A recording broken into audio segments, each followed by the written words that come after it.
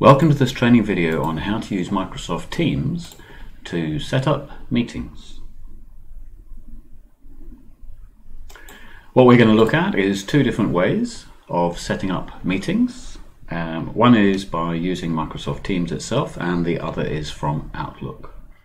Now, within Teams itself, there are a few different ways of setting up a meeting. So the first way we'll look at is from within a Teams site. So here I have a couple of teams set up, and within the teams there are different channels, and I'm currently in my meetings training channel. And at the bottom of the screen I have a little Meet Now icon. I can click on there, and it doesn't necessarily mean I'm going to meet now. What it will do is come up with the option to meet now or to schedule a meeting. If I choose the Meet Now option, then I get my meeting started with me as an attendee, but nobody else added to the meeting yet. Here I can now choose to invite other people, but before I invite other people, I may choose to blur the background of my screen so that if I have any confidential information on the wall, then other people in the meeting cannot see that. The thing to notice here is that I can invite people as individuals only. However, all of the group associated with this team, in other words, all of the people who are members of the team, including external to your organization, they will automatically receive a notification about this meeting taking place, and they are able to join. I'm now going to close this down. The other advantage of starting a meeting from a team site is that any notes or recordings to do with the meeting will be recorded in the team site or the channel. The second way we're going to look at for starting a meeting is a scheduled meeting. So the same starting point for doing this from within a channel. Click down here on Meet Now, but instead of saying Meet Now, we're going to schedule a meeting. This now opens up the scheduling icon, and you'll notice that it's got a channel to meet in, and I can say this is my training meeting and it's going to take place on Monday morning.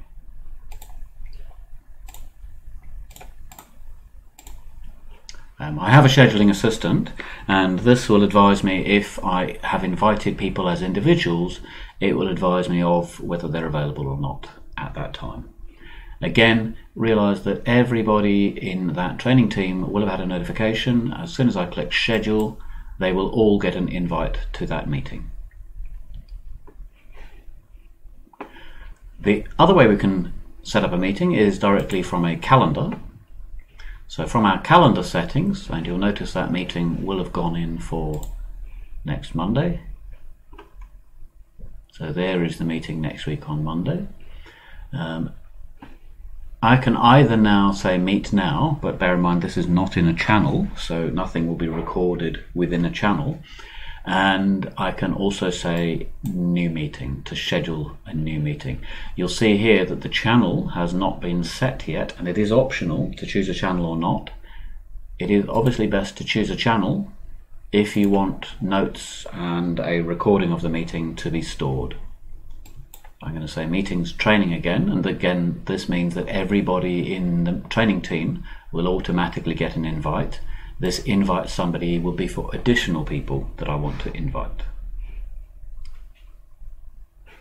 Okay, I'm going to say Meet 2, and I'm going to make this one on Tuesday next week.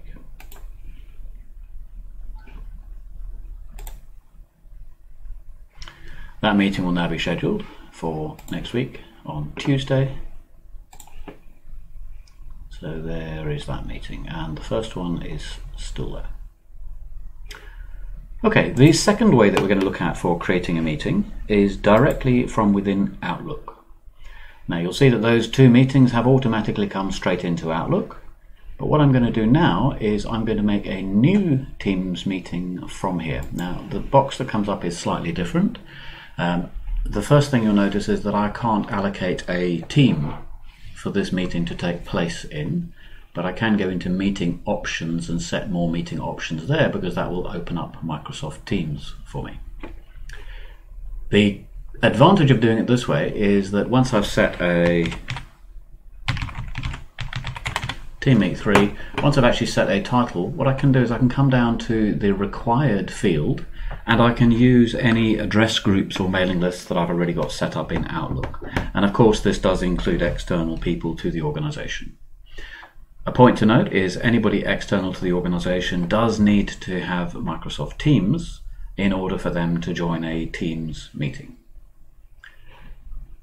Everyone who gets this meeting invite also currently has the option to forward it on to other people and thereby invite them to the meeting. If I don't want this to take place, I can not allow forwarding and thereby only allow people who get the initial invite to join the meeting.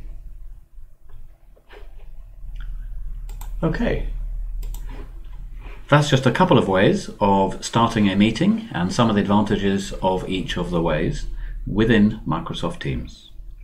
I hope it's been useful to you, and thank you for listening.